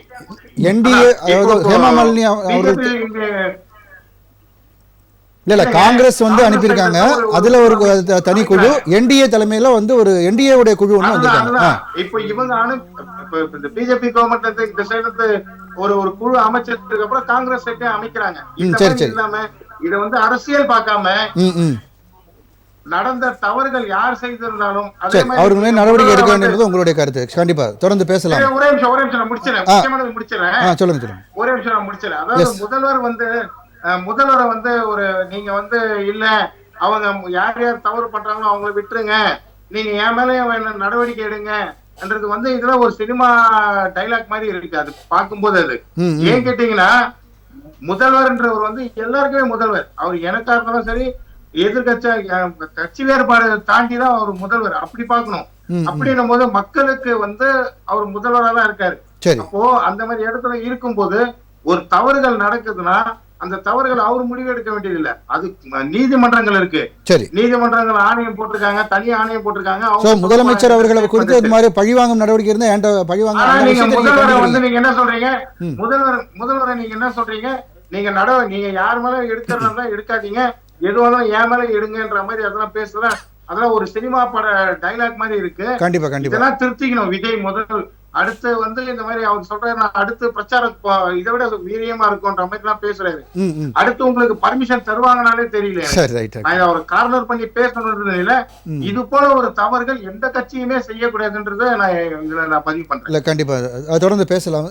நாகநந்தினி மேம், அதாவது உங்கள்கிட்ட வரதுக்கு முன்னாடி ஆதவ் அர்ஜுனா அவர்கள் வந்து ஒரு ட்வீட் போட்டு டெலீட் பண்ணார் இல்லையா? அதுக்காக அவர் 5 பிரிவுகளில் வந்து அவர் மேல இப்போ வழக்கு பதிவுபட்டிருக்கு அப்படின்ற ஒரு அண்மை செய்தியை நம்ம வந்து பதிவு பண்ணிடலாம். இப்போ சொல்லுங்கள் மேம், அதாவது பல்வேறு குற்றச்சாட்டுகள் வச்சாங்க வெங்கடேஷ் அவர்களும். உங்களுடைய பதிலாக நீங்கள் என்ன சொல்ல விரும்புறீங்க? சார் ஃபர்ஸ்ட் நீங்க சொன்னதுல வந்துடுறேன். ஆதவ் அர்ஜுனா சார் வந்து ட்வீட் போட்டு டெலீட் பண்ணாருன்னு சொன்னீங்கல்ல, அவர் ட்வீட் போட்டு ரீகனெக்ட் பண்ணி அதுக்கு நிறைய பேர் ஏதாச்சும் ஆதரவு தெரிவிப்பாங்களான்னு பார்த்து அதுக்கப்புறம் அதை பண்ணிருக்காரு. எடிட்டிங் வேலை அங்கிருந்து நடக்குது. அப்ப இவங்க ஒரு சினிமாக்காரங்க நல்லாவே தெரியுது. அவங்க போடுற ட்வீட்லயே நேபாள் மாதிரி நடக்கும், ஸ்ரீலங்கா மாதிரி நடக்கும் அப்படிங்கிற மாதிரியான வன்முறை தூண்டுற வகையில தான் அவங்க போட்டிருக்காங்க. எல்லாரும் ரெடியா இருங்க, தயாராகணும், போறதுக்கு தயாராகணும்னா இங்க என்ன சார் நடந்துச்சு? இல்ல நான் வெங்கடேசன் சார் பேசுனது வரேன். அவர் கேட்கிறாரு, விஜய்க்கு எப்படிங்க தெரியும்? விஜய் பின்னாடி வால் புடிச்சு வர்றாரு, அவர் என்ன அரசியல் பண்றாருன்னா நான் பேச விரும்பல. ஆனா விஜய்க்கு எப்படின்னு தெரியும்? அதான் கேட்கிறேன். ஒரு தலைவனுக்கு தெரியாம நீ எல்லாம் எதுக்கு தலைவனா இருக்க? நீ எதுக்கு கட்சி நடத்துற? அங்க இருந்து இங்க வர்றதுக்குள்ள அங்க எத்தனை கூட்டம் இருக்கு, அங்க எத்தனை நிர்வாகிகள் வந்து இருக்கிறாங்க, அந்த நிர்வாகிகள் அவங்க இருந்திருப்பாங்கல்ல. சரி சார், விஜய் அங்க இல்ல, அவங்க கழகத்துடைய பொதுச் செயலாளர் இங்க, அவர் அங்க இருந்து பார்த்து சொல்லி இருக்கணும்ல, இத்தனை பேர் இருக்காங்க. சும்மா போலீஸ்காரங்கனாலே குறை சொல்லிட்டு இருக்கீங்க. போலீஸ் வந்து பப்ளிக்கு தான் சர்வீஸ் பண்ணுமே தவிர விஜய் கட்சிக்கு சர்வீஸ் பண்ண மாட்டாங்க. அவர் ஒண்ணு ஈவென்ட் மேனேஜ்மெண்ட் கிடையாது, அவங்க ப்ரொடெக்ஷன் டீம். 10,000 பேர் வந்து வெங்கடேசன் சார் சொன்ன மாதிரி 10,001 வந்தா பரவாயில்ல சார். 30,000 பேர் 40,000 பேர் திடீர்னு வந்தா என்ன சார் பண்ணுவாங்க? இப்ப அண்ணாமலை அவர்கள் சொன்னதை நீங்க கேட்டிருப்பீங்கன்னு நினைக்கிறேன். அண்ணாமலை அவர்கள் பத்திரிகையாளர் சந்திப்புல சொல்லும் போது மக்கள் அவர்களை விஜய் போன்றவர்களை பார்க்க வரத்தான் செய்வார்கள், அது அவர்களுடைய உரிமை, நீங்க காப்பாற்ற வேண்டியது காவல்துறையோட கடமை அப்படின்னு அவர் அண்ணாமலை அவர்களும் சொல்லியிருக்காரு. சார் எல்லாமே காவல்துறை தான் கடமை கடமை கடமைன்னு சொன்னா நீங்க கட்சி நடத்துறீங்க, காவல்துறையை கட்சி நடத்திட்டு போயிருமே. உங்களுக்கு அந்த ப்ரொடெக்ஷன் கூட இல்லன்னா என்ன சார் பண்றது? இந்த ஒரு இதுக்கு முன்னாடி இப்போ நந்தகுமார் சார் சொன்னார்ல, விஜயகாந்த் அவர்கள் கட்சி நடத்தலையா? அவருக்கு வராத கூட்டமா? அவர் எந்த அளவுக்கு ஏடிஜிபி வந்து 500 பேர் அப்படின்னு சொல்றாரு, 500 பேர் நாங்க டிப்ளாய் பண்ணிருக்கோம்னு சொல்றாரு. அதுக்கு அண்ணாமலை அவர்கள் என்ன சொல்றாங்க, 500 பேர் நீங்க சொன்னீங்க அப்படின்னா அது இந்த பாம்பு ஸ்குவாடு எல்லாத்தையும் சேர்த்து நீங்க சொல்றீங்க, 500 பேர் டிப்ளாய் பண்ணீங்கன்னா அவங்க களத்துல இருந்திருக்காங்களா? களத்துல நீங்க எண்ணிக்கையை வந்து குறைவா வச்சிருக்கீங்கன்னு ஒண்ணு சொல்லட்டுமா? இவர் அண்ணாமலை சார் ஐபிஎஸ் இருந்தாரு, அதெல்லாம் விட்டுருக்கேன். அவர் பேசுறதே இன்னைக்கு வந்து ரொம்ப இதாதான் இருக்கு. நான் உண்மையா கேக்குறேன், அந்த அதே காவல் அதிகாரி தான் சொல்றாருல்ல, விஜய் வர்றதுக்கு முன்னாடி 50 மீட்டருக்கு முன்னாடி சொல்றாருல்ல, நீங்க உள்ள அவ்வளவு பஸ் எடுத்துட்டு போகாதீங்க, கூட்ட நெரிசல் ஜாஸ்தியா இருக்கு, அங்கிருந்து பண்ண வேண்டாம், நீங்க இங்க இருந்து பிரச்சாரம் பண்ணுங்க. அதே காவல் அதிகாரி தானே சார் முன்னாடி எச்சரிக்கை கொடுக்குறாங்க. அதை ஏன் சார் விஜய் அவர்கள் ஏற்க மறுத்தாரு? அங்க இருக்கக்கூடிய நிர்வாகிகள் ஒத்துக்க மறுத்தாங்க. இன்னொன்னு கேக்குறேன், ஆம்புலன்ஸ் பேசுறீங்க, இல்ல சார் பேசுறீங்க, ஒரு ஆம்புலன்ஸ் உள்ள வருது தப்பா? இன்னைக்கு அரசியல் அப்படி ஆயிட்டு இருக்குன்னு நினைக்கிறேன். எல்லாம் இந்த அந்த இடத்துல அவங்க வந்து அது ஓரமா நிப்பாட்டி அதை விசாரிக்கும் போது அவங்க எதுக்கு வந்தாங்கன்றதே தெரியல அப்படின்ற மாதிரியான தகவல்கள்லாம் வருது. ஆம்புலன்ஸ் டிரைவர் பேசின ஆடியோ வெளியே லீக் ஆயிடுச்சு, அது எல்லாத்துக்குமே தெரியும். அவங்க சொன்னது என்ன, விஜய் அவர்களே மேல பேசிட்டு இருக்கும்போது சொன்னாரு, ஆம்புலன்ஸ் போகுது, நம்ம கட்சி கொடி தான் போட்டு போகுது, அப்ப நம்மளோட ஆம்புலன்ஸ் தானா அப்படின்னு அவர் சிரிச்சு அவர் சொன்ன விஷயம் வீடியோ பதிவுல இருக்கு. இப்ப ஆம்புலன்ஸ் வர்றது மக்களை காப்பாத்துறதுக்கு தான். அதுவும் விஜயனுடைய தரப்பு அவங்களுடைய கட்சியில அவங்களே ரெடி பண்ணி வச்சிருக்காங்க அந்த பிரைவேட் ஆம்புலன்ஸ் எல்லாம். அப்ப அதுக்கு முன்னாடி 108 வந்தாதான் தப்புன்னு இவங்க சொன்னாங்க, இப்ப பிரைவேட் ஆம்புலன்ஸ் வந்தாலும் தப்புன்னு சொல்றாங்க. ஆக மக்களை காப்பாத்த வந்தாலே தப்பா? நான் என்ன கேட்கிறேன், ஆம்புலன்ஸ் அப்படிங்கிறது ஒரு ஆம்னி வண்டி மாதிரி தான் இருக்கும். நீங்க அதை விட பெரிய பஸ் எடுத்துட்டு வந்து நடுவில் நிறுத்துறீங்க, அப்ப கூட்ட நெரிசல் வரல. நான் ஏற்கனவே நந்தகுமார் அவர்கள்ட்ட ஒரு கேள்வி வச்சேன், அதாவது பக்கத்திலே நிறைய ஹாஸ்பிட்டல்ஸ் இருக்கும்போது ஏன் வந்து ரொம்ப தொலைதூர ஹாஸ்பிட்டலுக்கு கூட்டிட்டு போறாங்கன்ற கேள்வியை வந்து நீங்க பாத்திருப்பீங்க, நிறைய பேர் வந்து அதை எழுப்பி இருந்தாங்க. சார் எங்க ஃபெசிலிட்டிஸ் இருக்குன்னு பாக்கணும்ல. இப்ப கரூர் அப்படிங்கிறது நீங்க நினைக்கிற மாதிரி பெரிய கோயம்புத்தூர் மாதிரி சென்னை மாதிரி பெரிய சிட்டிஸ் எல்லாம் கிடையாது. அங்க அவங்களுக்கு எத்தனை பிரச்சனை இருக்கு, எத்தனை பேர் அங்க அகாமடேட் பண்ண முடியும்? இல்ல ஒரே ஒரு சின்ன ஒரு தகவல் மேம். இப்போ ஸ்டாம்பீட்ல வந்து அது ஒரு அம்மாவே சொல்றாங்க, ஒரு ஸ்டாம்பீட்ல வந்து ஒருத்தங்க வந்து பாதிக்கப்பட்டு வந்தாங்க அப்படின்னா அவங்க ஜஸ்ட் சிபிஆர் பண்ணாலே ஈஸியாக நிறைய பேரை காப்பாற்றிட முடியும். அப்போ அந்த கோல்டன் அவர்னு சொல்லக்கூடிய அந்த சில மணித்துளிகளை தவற விட்டுட்டாங்கன்றதான் அவங்க குற்றச்சாட்டு இருக்கு. சார் அதுக்கு வழி வசதி கரெக்டா இருந்துச்சா சார்? இப்ப இவங்க சொல்ற மாதிரியே நான் வரேன் சார். அந்த அளவுக்கு கூட்ட நெரிசல் இதெல்லாம் பிரிக்க முடிஞ்சதா சார்? இப்போ நீங்க கேட்கும் போது சொன்னாரு, வெங்கடேசன் சார் பேசும்போது, சாரதி சார் பேசும்போது சொன்னாரு காவல்துறை பண்ணிச்சான். அங்க ஒரு திமுக காரராவோ, ஏன் இதுல நான் சேர்த்துக்கிறேன் ஏடிஎம்கே காரராவோ, ஏன் பிஜேபி காரராவோ அங்க நின்று காவல்துறை ஒரு விஷயம் சொல்லுச்சுன்னா பயந்து கேட்கிற அளவுக்கு அவங்களுக்கு ஒரு மனப்பான்மை இருந்துச்சு. தொண்டர்கள் அட்லீஸ்ட் கேட்பாங்க. இல்லன்னா கட்சி தலைவர் உடனே சொல்லுவாங்க காவல்துறைக்கு சரியான உதவி கொடுங்க, அவங்க சொல்றத கேட்டு நடந்துக்கோங்க. அங்க இருக்கிற நிர்வாகிகளை காவல்துறை மிரட்டினாலோ இல்ல இப்படி நில்லுங்கன்னு சொன்னாலோ, இவங்க கூட்டம் இவ்வளவு வருது பார்த்து பண்ணுங்கன்னு சொன்னாலே உடனே வந்து ஆளுங்கட்சியினுடைய அராஜகம் எங்களுடைய குறவழியை நடிக்குது அப்படின்னு சொல்லக்கூடியவங்க. இப்ப ஏதாச்சும் ஒரு முன்னெடுப்பை எடுத்து வச்சா அதை கேட்கக்கூடிய அளவுக்கு அவங்களுடைய கட்சி தொண்டர்கள் இருந்தாங்களா? ஃபர்ஸ்ட் தலைவன் சொல்றத கட்சி கேட்கணும் சார், அடிமட்ட தொண்டர்கள் வரைக்கும் கேட்கணும். அந்த கட்டுப்பாடே இல்லாம அவர் என்ன சார் கட்சி தலைவர்? நான் இன்னொன்னு சொன்னேன், அதுக்கு முன்னாடியே சொன்னேன், 400 பேர் வீசாலையில மயக்கம் போட்டு விழுந்தாங்கன்னு. அப்ப அதெல்லாம் தெரியாமையா இருந்திருக்கு விஜய் அவர்களுக்கு. அவர் என்ன பண்ணிருக்கணும், இப்ப வீடியோ போடுறவரு, இப்ப பதறி அடிச்சு 68 மணி நேரத்துல ஒரு வீடியோ ரிலீஸ் பண்றவரு, இதுக்கு முன்னாடி வீடியோ ரிலீஸ் பண்ணிருக்கணும் சார். நீங்க நேர்ல தான் வந்து பேச வேணாம், வீடியோல நாச்சு இந்த மாதிரி எல்லாம் எதுவும் பண்ணாதீங்க, இந்த மாதிரி இடத்துல இவ்வளவு பிரச்சனை நடக்குது, அதனால நீங்க சரியா இருக்குன்னு தொண்டர்களுக்கு ஒரு கட்டுப்பாடு விதிச்சிருக்காரு இது வரைக்கும் விஜய். அப்புறம் எப்படி ஒரு தலைவரா வருவாரு? நீங்க ஒரு இந்த இதுக்கு அவர் வந்து அப்ளை பண்ணுறதுக்கு இந்த ஒரு சம்பவத்துக்கு முன்னாடி அவர் அப்ளை பண்ணும்போது செல்வ பெருந்தகை அவர்களே கூட ஒரு 4-5 நாள் முன்னாடி பேசும்போது வந்து செய்தியில் வந்திருக்கு. அவர் என்ன சொல்கிறாரு, விஜய் நீங்கள் ஃப்ரீயாக விட்டுருங்க, அவரை கட்டுப்படுத்தாதீங்க அப்படின்னு சொல்கிறாங்க. அப்படின்னா ஒரு கூட்டணி கட்சியில் இருக்கக்கூடிய தலைவரே நீங்கள் இந்த மாதிரியான விஷயம் சொல்கிறாங்க அப்படின்னா அப்போ அவரை ஏதோ கட்டுப்படுத்துறாங்க அப்படின்னு தானே புரிஞ்சுக்க முடியுது. சார் விஜய் ஃப்ரீயா விட்டுருங்க, கட்டுப்படுத்த அவர் சொன்ன ஆஸ்பெக்ட் என்ன, நீங்க புரிஞ்சுக்கிட்ட ஆஸ்பெக்ட் என்ன, அவருக்கு இப்படி பண்ணுங்க இதை செய்யுங்கன்ற அந்த கட்டுப்பாடு தான் நம்ம சொல்லிச்சே தவிர உடனே நீங்க அதை மாத்தி யூட்டர்ன் போட்டு வரக்கூடாது சார். நான் இது இன்னொரு விஷயம் கேட்கிறேன், ஏன் அவங்க ஃப்ரீயா விடுங்க? இப்ப பாருங்க வெங்கடேசன் சார் ஆகட்டும், சாரதி சார் ஆகட்டும், இப்படி அடிச்சு பிடிச்சு வராங்கல்ல, உங்களுக்கு இந்த 68 மணி நேரம் கழிச்சு தானே வீடியோ இன்னைக்கு ரிலீஸ் ஆகுது. இது அதை விட ரொம்ப முக்கியம், தமிழ்நாட்டுல ஒரு பிரச்சனைனா இல்ல இங்க வந்து ஒரு நிலச்சீற்றமோ இல்ல ஒரு இயற்கை பேரிடரோ வந்தா வராத ஒரு டீம் இங்க 41 பேர் இறந்தாங்கன்னு உடனடியா என்டிஏ கூட்டணி வந்து இறங்குது. அதுக்கு காரணம் என்ன எல்லாம் பார்க்கணும்ல.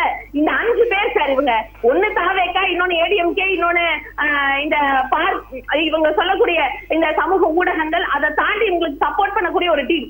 இவங்களை யாருக்காச்சும் நாத்தாக்கா இவங்கள சேர்ந்து இவங்க 5 முகம் சார், இவங்கள யாருக்காச்சும் ஒருத்தருக்கு ஒரு பிரச்சனைனாலும் மிச்ச 4 பேர் குரல் கொடுக்கதான் ஆரம்பிப்பாங்க.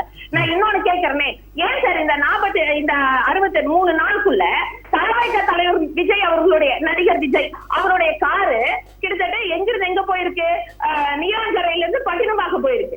அந்த பட்டினம்பாக்கத்துல என்ன நடந்துச்சு? அப்ப நீலாங்கரை விட பட்டினம்பாக்கம் ரொம்ப சேஃப்டியா இருக்கக்கூடிய இடமா தெரிஞ்சுதா? பட்டினம்பாக்கத்துல யார் இருந்தா? அப்போ இவங்களுடைய மூத்த பத்திரிகையாளர்னு சொல்லக்கூடிய ரொம்ப அரசியல்ல இன்னைக்கு அவருதான் தமிழ்நாட்டுல எல்லா காயும் நகர்த்திட்டு இருக்காரு, குருமூர்த்தி அவர்களை சந்திக்கலான்னு ஒரு தரப்பு சொல்லுது. ஆனா அவரே சொல்லிருக்காரு, குருமூர்த்தியே சொல்லிட்டா நான் சந்திக்கலான்னு சொல்லிட்டாரு, அவர்தான் சொல்றாரு. ஆனா தாவேகா நிர்வாகிகள் என்ன சொல்லிருக்காங்க, சந்திச்சிருக்கிறாருன்னு சொல்லிருக்காங்க. இல்லன்னா அப்ப அந்த கார் எதுக்காக போச்சு? சரி ஓகே மேம். இல்ல இப்போ அது இந்த விஷயத்துக்கு வரலாம் மேம். இப்போ கூட்டம் வந்து இன்க்ரீஸ் ஆகிட்டே இருக்குன்னு ஏற்கனவே இந்த கேள்வி நான் முன்னாடி வச்சேன். இன்க்ரீஸ் ஆகிட்டு இருக்கு அப்படின்றது விசிபிளாக தெரியும் போது அது சிசிடிவியோ அல்லது அவங்க வந்து உளவுத்துறை வேறு ஏதாவது ஒரு மிக கண்காணிப்போ இருந்திருக்கும். அப்போது அந்த தகவல் சொல்லி இன்னும் கொஞ்சம் ஃபோர்ஸை இன்க்ரீஸ் பண்ணி அல்லது கூட்டத்தை இது கலைக்கிறதுக்கான முயற்சிகளோ ஏதோ ஒன்று எடுத்திருந்தா இந்த உயிரிழப்பை தடுத்திருக்கலாம் அப்படின்னு சொல்றாங்க இல்லையா? ஓகே சார், கரெக்ட் தான் சார், நீங்க சொன்ன பாயிண்ட் கரெக்ட். நானும் கேட்கிறேன், இப்படி சொல்லியிருந்தா இப்போ இங்க வந்து போலீஸ்காரங்க அது அப்படி சொல்லியிருந்தாலும் காவல்துறையோ அங்க இருக்கக்கூடிய வேற நிர்வாகிகளும் அப்படி சொல்லியிருந்தா விஜய் தரப்பு ஆமா உண்மையாலுமே இவங்க கூட்டத்தின் பேர்ல தான் சொல்றாங்க, எங்க கட்சி தொண்டர்கள் நல்லதுக்காக தான் சொல்றாங்க, அப்போ ஆளுங்கட்சி சொன்னது சரியான விஷயம் அக்செப்ட் பண்ணிட்டு உடனே அதை புரிஞ்சிருப்பாங்களா? அந்த அளவுக்கு புரிதல் அந்த கட்சி தலைவருக்கும் அந்த தொண்டர்களுக்கும் இருக்குதா? அப்படி இருக்கிற மாதிரி இருந்தா விஜய பார்க்க 10,000 பேர் தான் வருவாங்கன்னு இவங்க கொடுத்த ரிப்போர்ட் ஏத்துக்காதுன்றது செகண்டரி மேம். பட் அதை கட்டுப்படுத்த வேண்டியது உங்க கடமை. இப்ப நீங்க அவங்க மக்கள் அதை ஒத்துப்பாங்களா அப்படின்ற கேள்வி வந்து இது வந்து சரி ஓகே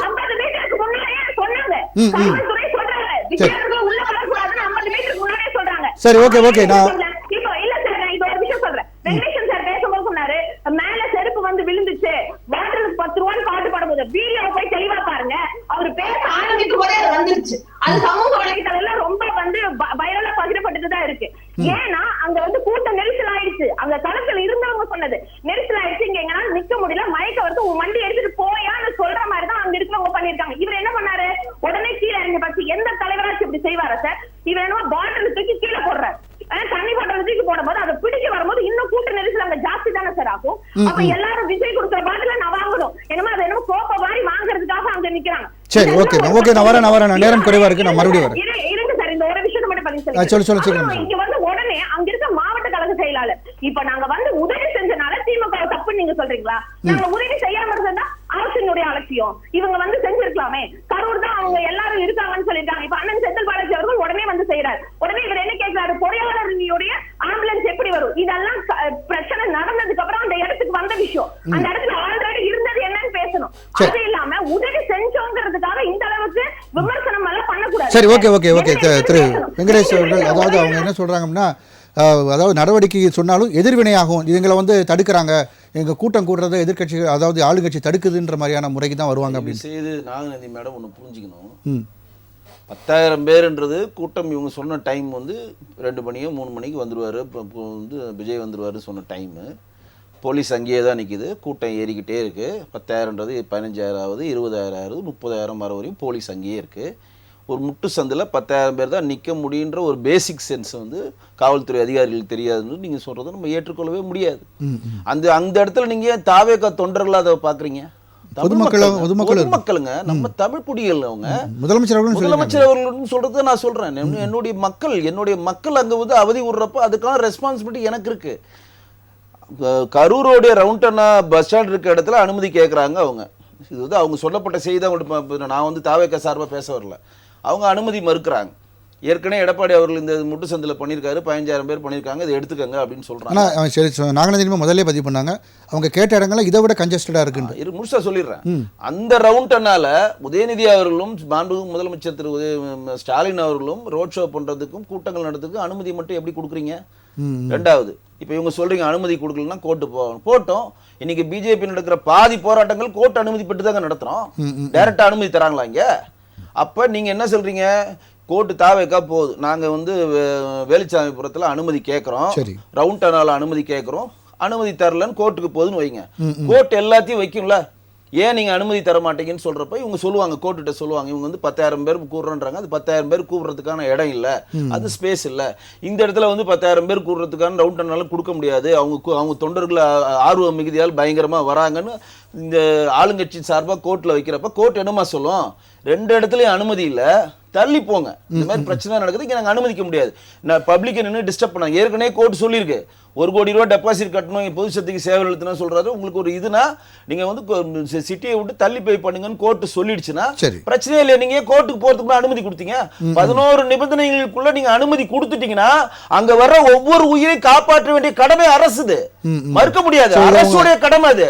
நீங்க எப்படி எஸ்கேப் ஆக முடியும்? நீங்க தான் அனுமதி கொடுத்தீங்க. கண்டிப்பா சார், நம்ம பேச நேரம் குறைவா இருக்கு. நம்ம சார் இப்போ வந்து அதான் சொல்ல வரீங்க, இந்த கேள்வி கேட்டுருங்க சார், தாவேகா தலைமைக்கு எந்த பொறுப்பும் இல்ல. வந்து இன்னொரு சொல்றேன். இப்ப என்டிஏ கூட்டணியிலிருந்து எம்எம்எல்ஏ தலைமையில உண்மை அறிக்கை குழு வந்ததுக்கு இவ்வளவு பேசுறாங்களே, திரு உதயநிதி வந்து போட்டோ ஷூட் எடுத்து கிளம்பிட்டாரு. எங்க போயிட்டாரு? வந்தாரு, ஒரு போட்டோ எடுத்தாரு, நெக்ஸ்ட் மீட் பண்றேன் அப்படின்னு போயிட்டாருல துபாய்க்கு. உங்களுக்கு நீங்க துக்கமா? துபாயில போய் உல்லாச பயணம் அனுபவிக்கிற நேரம் அது. ஓகே சார், துபாயில போய் உல்லாச பயணம் போறீங்க. நீங்களா நாட்டுடைய துணை முதலமைச்சர், உங்க கீழே நாங்களா வாழணும். எங்க தலையெழுத்து. சரி, நாகநந்திமா கொஞ்சம் நிறைவு கருத்தை சேர்த்து வாங்கிக்கிறேன். இவர் வந்து உணர்ச்சி வசப்பட்டு பேசுறாரு. நம்ம இதை மணிப்பூர்ல பார்த்துருக்குறோம். அங்க மணிப்பூர்ல கொத்தா செத்துருந்தாங்க, பலாத்காரம் பண்ணிருக்கும் போது இவர் பாட்டு ஜப்பான் கிளம்பி போயிட்டாரு. குவாடு ஃபங்க்ஷன் ரத்து செஞ்சுட்டு ஆஸ்திரேலியா போனாரு. அதை பத்திலாம் பேசுறதுக்கு இவங்களுக்கு எந்த யோகியம் இல்லை. இப்போ வந்து நம்ம பேச போது நம்ம தமிழ் மக்களை பத்தி பேசுறோம். நீங்க திருப்பி ஒரே கேள்வியை கேட்டுட்டு இருக்கீங்க. போலீஸ் அரசாங்க பணியா போனாரு, ரத்து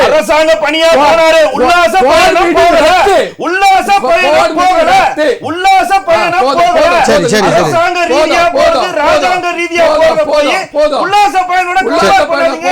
சரி, சரி. போறதெல்லாம் உல்லாச பயணம் தான். சரி சரி வெங்கடேஷ் நேரம் இல்ல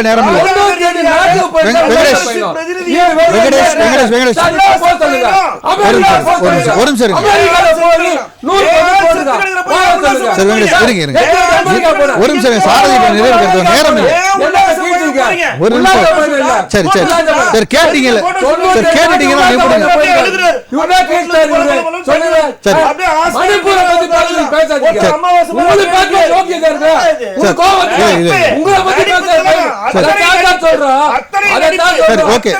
ஒரு நிமிஷம் சரி சரி ஓகே சரி ஓகே வெங்கடேஷ் வெங்கடேஷ் வெங்கடேஷ் வெங்கடேஷ் வெங்கடேஷ் இருங்க இருங்க இருங்க இருங்க இருங்க இருங்க இருங்க சரி ஓகே ஓகே நிறைவு செய்யுங்க சார் உங்களுடைய கருத்து சொல்லுங்க சரி ஒரு நிமிஷம் சரி இப்போ சொல்லிட்டீங்க உங்க கருத்தை பதிவு பண்ணிட்டீங்க அது கண்டிப்பா புரிஞ்சிருச்சு சொல்றேன் சார்.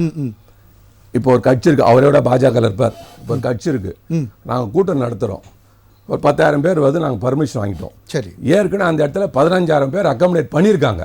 ஸோ அதனால 10,000 பேர் அங்கே ஈஸியாக பண்ணலாம்னு சொல்லி போலீஸ் பர்மிஷன் கொடுத்துறாங்க, விட்டுருங்க சார். சரி, இப்போ நான் என்ன கேட்குறேன்னா, இப்போ அந்த மாவட்ட நிர்வாகி அரெஸ்ட் பண்ணியிருக்காங்க. இப்போ அந்த மாவட்ட நிர்வாகி யாருன்னு அங்கே இருக்க யாருக்கா தெரியுமா? தெரியாது. ஏன் சார்? நீங்கள் முதல்ல உங்கள் நிர்வாகி கிட்ட பொறுப்பை கொடுக்கணும் சார். நாங்கள் சின்ன கட்சினா நாங்கள் எங்களுக்கு கூட்டம் ஒரு 10,000 பேர் தான் சேர்றாங்க. அதுக்கே எங்கள் தலைவர் என்ன சொல்கிறாரு, இங்கே இந்த கூட்டத்தை நிறுத்திக்கங்க, இங்கே இந்த கூட்டத்தை நிறுத்திக்கங்க, இங்கே இது மேலே விடாதீங்கன்னு சொல்லி இவ்வளோ கட்டுப்பாடு நடத்துறாங்க. இப்போ 30 நிமிடம் நடத்துனாங்க எல்லாம் சார். முதல்ல பொறுப்புனால தான் அவரை கைது பண்ணியிருக்காங்க. அதான் நான் சொல்ல கேளுங்க சார். நீங்கள் பொறுப்பு, அவர் பாவம் கையெழுத்து போட்டதான் சார் பாவம். அவர் எந்த பொறுப்பு, அவர் ஒன்றுமே தெரியாது. ஏன்னா அவர் வந்து ஒரு கையெழுத்து போட இதுக்குள்ள 13 கண்டிச்சு ஒத்து நான் நடத்துறேன்னு சொல்லி கையெழுத்து போட்டார். அதுக்காக அவர் அரெஸ்ட் பண்ணியிருக்காங்க. அவருக்கு இந்த கட்சி எப்படி கூட்டம் நடத்துன்னு தெரியுமா? எவ்வளோ பேர் வர போறாங்க தெரியுமா? எங்கெங்கிருந்து வர போறாங்க தெரியுமா? இவர் எப்படி வருவார், எத்தனை மணிக்கு வருவார் தெரியுமா? ஒண்ணுமே தெரியாது சார். நான் இவரு வரும்போதே வந்து கூட்டம் கூட வருது, ஏற்கனவே கூட்டம் இருக்கு. அப்ப என்ன பண்ணிருக்கணும்?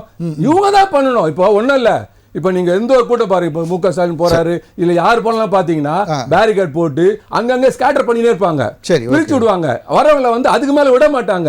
இது யார் பண்ணுவாங்கன்னா, அந்தந்த கட்சி நிர்வாகிகள் தன்னை சார்ந்தவங்களை ஊர்ல இருந்து வர நிறுத்திப்பாங்க. அதை நீங்க தெரியாது. அரசியல நீங்க அரசியல உங்களுக்கு தெரியாது. அரசியல்ல வந்து என்ன பண்ணணும்னு தெரியாது. நீங்க ஒரு கார்ப்பரேட் இன்ஜினியரை வச்சுட்டு நீங்க வெறுமனே வந்து வெறும் ப்ரமோஷன் ப்ரமோஷன் ப்ரமோஷன். நன்றி நன்றி நன்றி நன்றி நன்றி சாரதி. சாரதி உங்களோட நிறைவு கருத்து. நன்றி சார், நன்றி. சாரதி உங்களோட நிறைவு கருத்து. சாரதி சார் கேக்குதுங்களா? கேக்குதுங்க. நேரம் குறைவா இருக்கு, நிறைவு கருத்து சொல்லுங்க. நிறைவு செய்யுங்க. என்னோட நிறைவு கருத்து பாத்தீங்கன்னா, இதை வைத்து யாரும் அரசியல் பண்ண வேண்டாம். சரி, ஒண்ணு, குடும்பங்களுக்கு வந்து சரியான நிவாரணங்கள் போய் சேரணும். அது அரசு வந்து சரியா கையாளணும். யார் என்ன தவறு செய்தாலும் அவர்களை சட்டப்படி யாரு குறுக்கீடும் இல்லாம சட்டப்படி அவர்கள் மீது நடவடிக்கை எடுக்கணும். இனிமேலும் இது போல ஒரு கூட்டத்தையும் இனிமேல் இது போல ஒரு கூட்டம் நடந்தால் அந்த கூட்டத்துக்கு முழு பாதுகாப்பு அரசாங்கம் வழங்கணும். நன்றி நன்றி நன்றி. உங்களோட நிறைவு கருத்து. நன்றி சாரதி சார், நன்றி. அதுதாங்க நான் பதிவு. Okay sir.